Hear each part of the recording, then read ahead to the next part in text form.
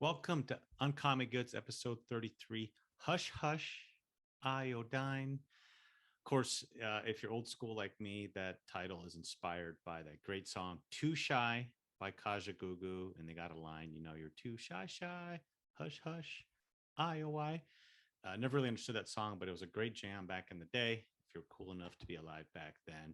So, this episode 33, UnCommie Goods, Hush Hush Iodine, a little bit different than usual. And I've calmed down. I've already recorded. I've chilled out a little bit, had dinner, and ate a little dark chocolate afterwards just to mellow me out. But I kind of went off on a rant, came across some information, news article that got me kind of worked up. And instead of sitting down, writing this, nice episode and talking about this and that, I just reacted to the article on the Washington Post in real time and just got pretty heated and also channeled a little bit of dark energy and thoughts I've had just about the state of, our leadership in this country and maybe politicians worldwide. They really don't care about us. So I was so worked up and just jumped into making this podcast episode. I didn't really think about doing a uncommon good for this show. So I found something I bought recently that I found on Amazon, the Evil Empire, but using the Chrome extension called Cultivate, it pointed me in the right direction. So a few weeks ago or a month ago, I need a new screen for my iPhone. So I found this stuff called Armor Suit. Here's the box that it came in. I still kept it because it's such a cool looking box. Look, if you're watching on YouTube, it's got this little knight dude on there. It says Armor Suit. Makes sense, right? Protective. And, watch, here's my iPhone. It's got the screens on there. I even recorded a YouTube video about me, evaluating the product in real time and putting it on my phone. I didn't do too bad of a job putting it on. So Armor Suit, I'll have a link to it in the show notes. Also, one thing, I referenced a previous episode of UnCommie Goods called Drugstore Cowboy. It's actually episode 25. For some reason, I thought it might have been episode 19. So again, a link to that in the show notes and just talking about what else? China screwing us over. So, hey, thanks for tuning in. As usual, hit like, subscribe, write a 5-star review on iTunes or the Apple Podcasts app, whatever it's called now, however you find it and use it. I think you can do reviews in other podcast apps. I'm not sure. I use something called Overcast because it's better than any other app, I think. I don't know how to use Spotify. It's too weird. Sorry, Joe Rogan. So, again, UnCommie Goods, episode 33, Hush Hush Iodine.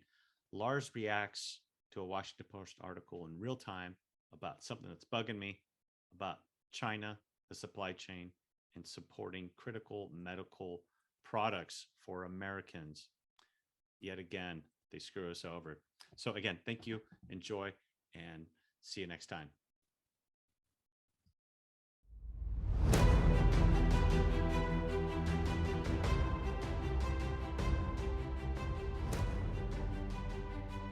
Welcome to UnCommie Goods. The pandemic of 2020 exposed America's reliance on Chinese-made goods. Not only were we short on critical life-saving equipment, much of it from China ended up being defective. We were caught with our face masks down. They played us. Why is America handing off production of critical goods to China, and what can we do about it? Here on UnCommie Goods, we expose the nefarious misdeeds of the Chinese government: prison labor, suppression of human rights, theft of intellectual property, imperialist actions towards other nations. The list goes on. Let's hit them where it hurts. Stop buying goods made in China. And it's not all doom and gloom over here. This show celebrates the makers of UnCommie Goods, the stuff made right here in America, maybe even in your own backyard. Meet the people behind small American businesses, learn the secrets of their success, and how buying American goods supports innovation, local communities, jobs, and economic opportunity. And I'll even crack a few jokes while we're at it. Let's make it in America. I'm your host, Lars. This is UnCommie Goods.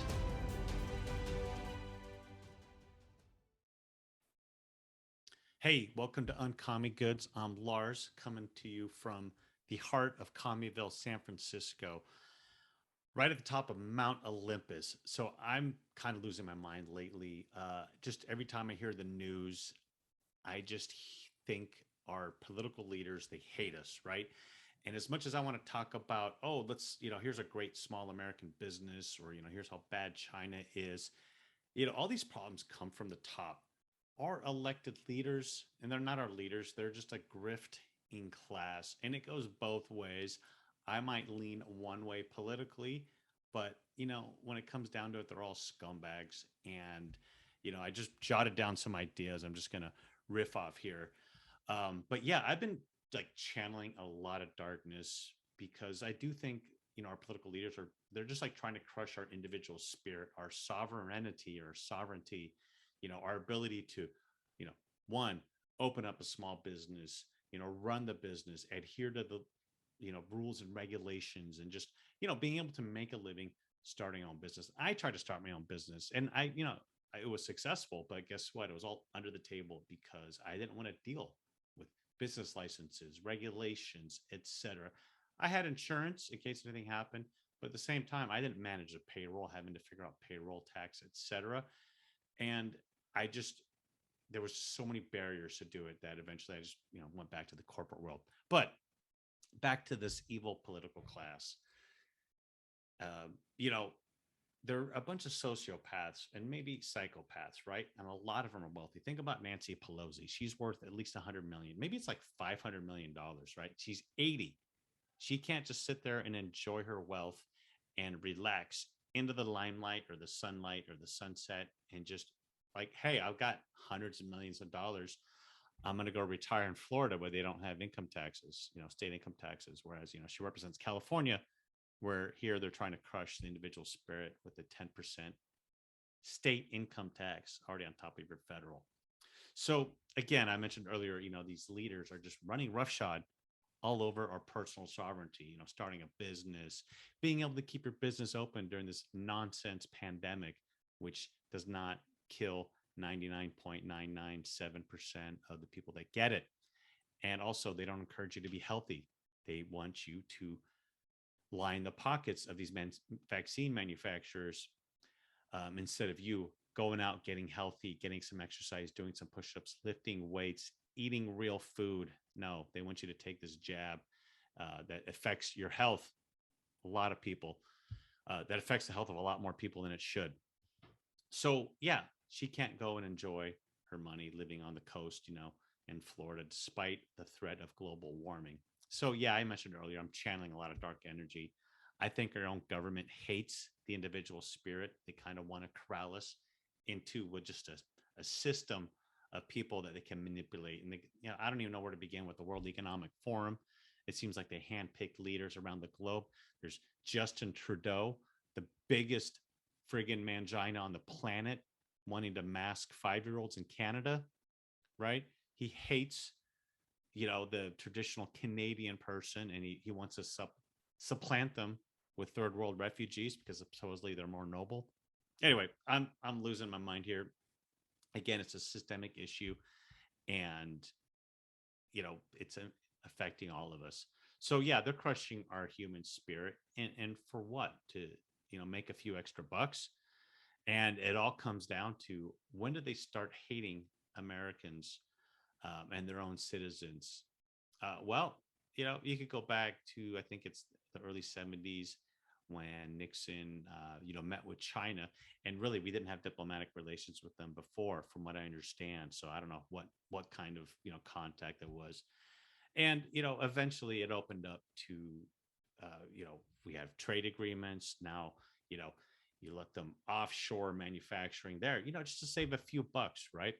And where does this hit us? Well, now the latest article I just read, uh, doctors are rationing healthcare because they're not able to get contrast dyes for diagnosing medical, heart issues in people. So I found this article, and I'm going to share it here on the screen, here on the Washington Post, right? Another commie ingredient. But here, there's COVID shutdowns in China going on right now, and it's delaying medical scans here in America. So if you have a heart problem and they want to check it out, for example, I don't really talk about this much, but a few years ago, I collapsed, and it turned out it was due to stress. I was a little bit dehydrated. I had lost a bunch of weight, and I'd worked out really intensely that day before I went out and met up with my friends. So I was not on the influence of any alcohol or anything like that, but I did straight up collapse. I got taken in for some tests. They checked out my heart. And what they do is they inject this iodine. It's a contrast, and they just make sure all the blood vessels and things are, working fine. And I got a clean bill of health. But if you look here, the COVID shutdowns in China are delaying medical scans in the US. And why is that? Why would something in China affect us? Because those dyes are made in China. So this is kind of a, UnCommie Goods reacts to this article, right? So they're postponing non-emergency tests. But what's a non-emergency test? Mine was a non-emergency test, but it was, in reaction to an emergency situation. I did collapse and I had to get checked out, a few weeks later. So let's look at this article here. Um, so only the most critical patients in hospitals are rationing supplies of a crucial drug after a COVID lockdown in China temporarily closed an HGE8 healthcare facility that is a vital source for key ingredient in medical imaging, right?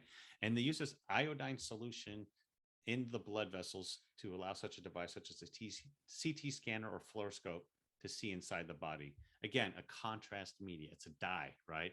So you can see very well on these scans where the blood's going, how your circulatory system is functioning, if it needs any repairs or is something else. Basically, it diagnoses or eliminates that condition, or the possibility of that being a condition, right? So the contrast supplies, I'm almost pointed at the monitor instead of highlighting here.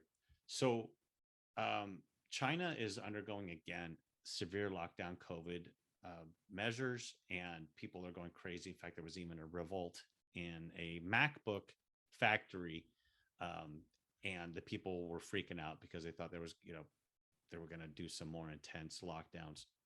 So, yeah, the workers are kept at home and the factories are closed where they're making this contrast dye, this iodine. They're basically hushing the iodine manufacturer. And if you don't remember that song, Too Shy by Kaja Gugu, the hush hush IOI. So hush hush iodine. So yeah, they knocked down the capacity of the plant to 25% because of this COVID lockdown. And I don't know if are they making this iodine in the United States? It seems like it's a very basic thing to make. Yet something in China is impacting healthcare in America. This should have never happened. And I consider this a critical ingredient because it's for diagnosis. Medical diagnostics are important because one is preventative, it can save money and it can save lives, right? A lot of people wait until the very, they're at the end to get checked out. Well, this is a way for these scans and CT scans and MRIs. I don't think they use this in fluoroscopes. CT scans and fluoroscopes are the ones that use this contrast dye. So anyway, I'm kind of rambling here. So looks like, getting through the next 6 to 8 weeks could be difficult for local health systems reeling under the sudden supply shortage, right? So, you think about a hospital, right? They probably have a big stash. So here they have about 5 days worth on hand here at South Coast Health's Charlton Memorial Hospital in Fall River, Massachusetts.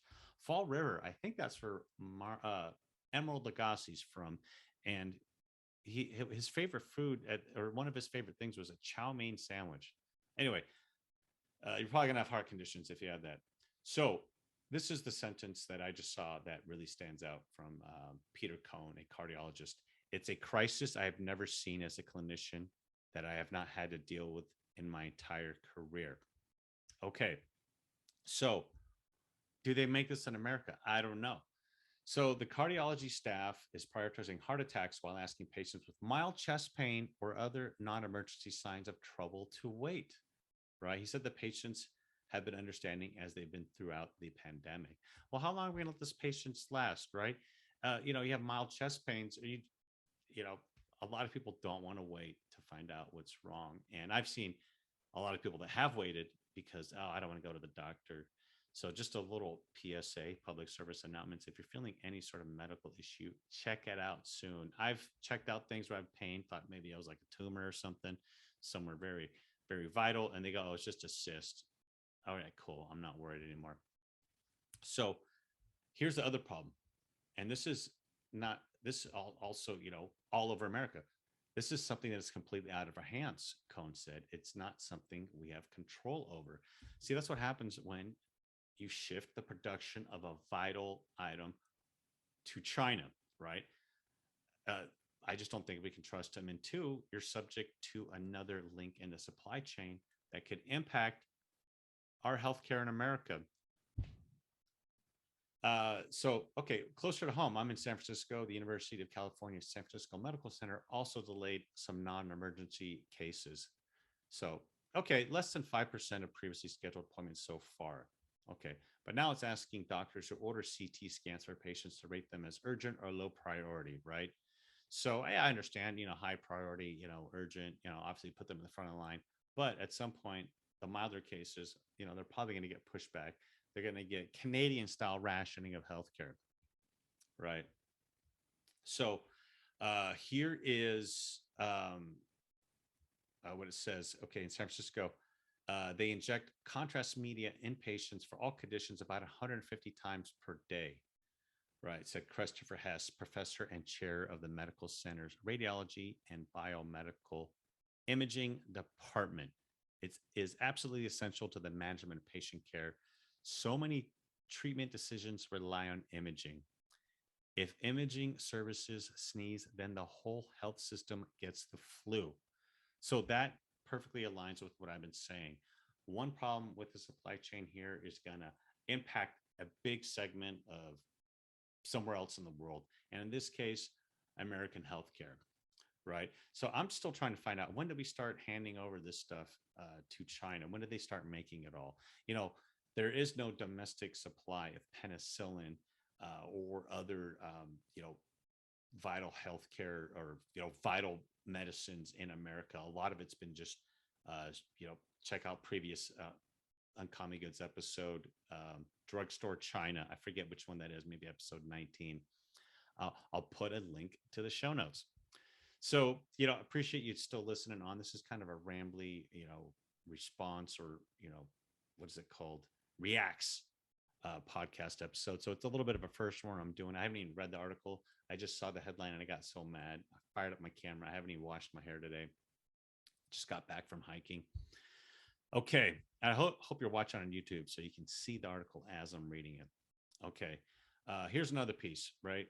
The Greater New York Hospital Association posted a notice for its members Sunday that GE's contrast media supplies would be reduced by 80% for 6 to 8 weeks, but GE Healthcare did not confirm that figure and said percentage cuts reported in the media have not been accurate. Okay, so I've reacted, emotionally to maybe articles I've read before that might, not be up to date. So let's find out. So healthcare workers have struggled under shortages of N95 masks and other personal protective equipment, ventilators and sedatives and other drugs. Yes, I touched on this earlier. A lot of the PPE, personal protective equipment, was made in China, and we had to rely on it. And then thousands of these companies just, they went from making, I don't know.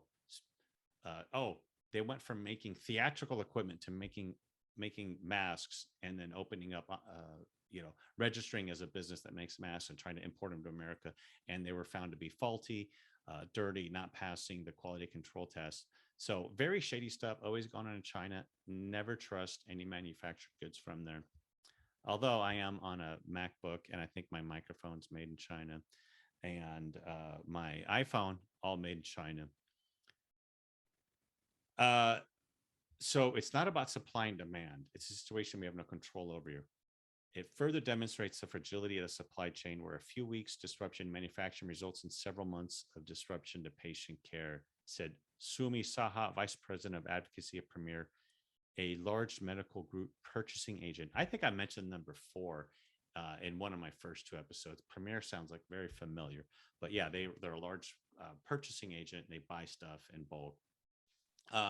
GE, used to be a pretty big company, and according to this article, GE healthcare sales represent 1/3 of the global market for contrast agent, but its dominance is even greater in the United States, according to doctors interviewed by the Washington Post.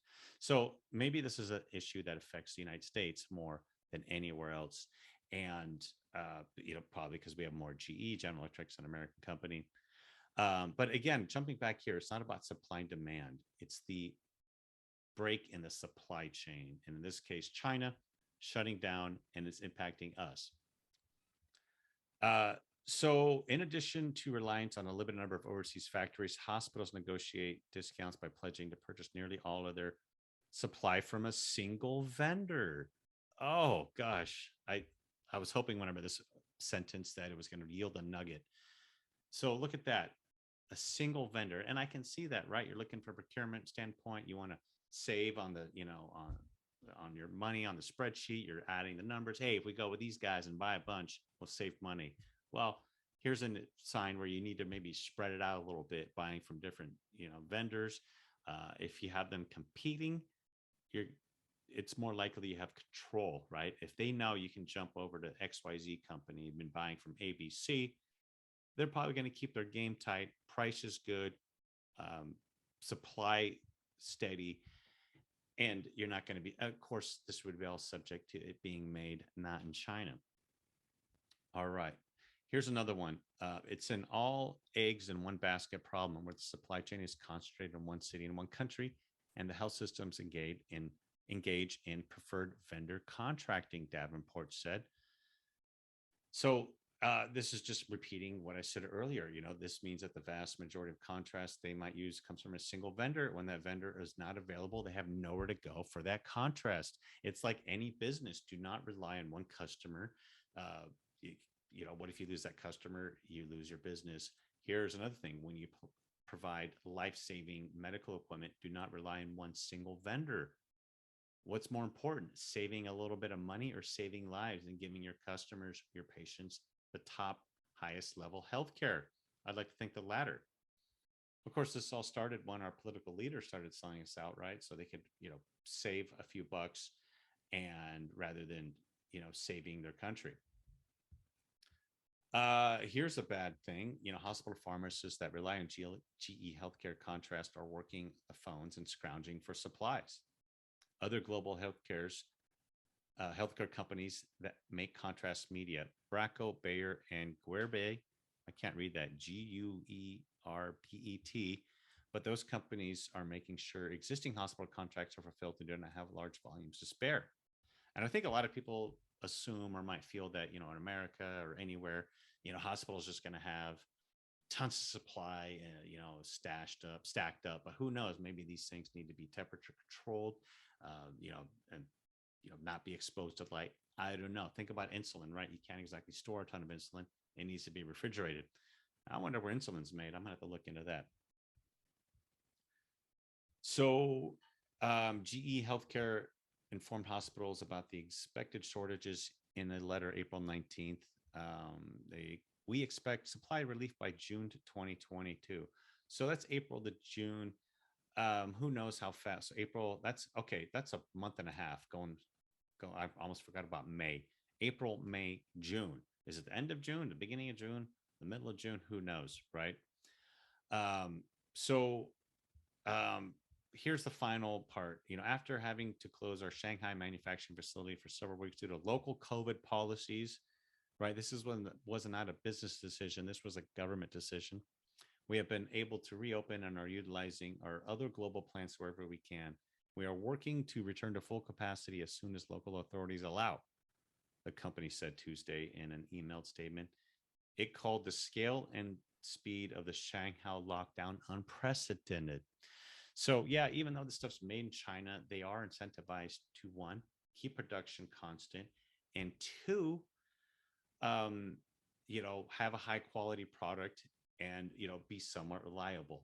So this wouldn't happen if it wasn't for the government instituting the lockdown. And this is, again, another thing, like I've been just like channeling a lot of darkness that I don't think our governments really know, one, what they're doing, why they're doing it, understand the impact of it is on people and businesses. Think of all the businesses that had to shut down.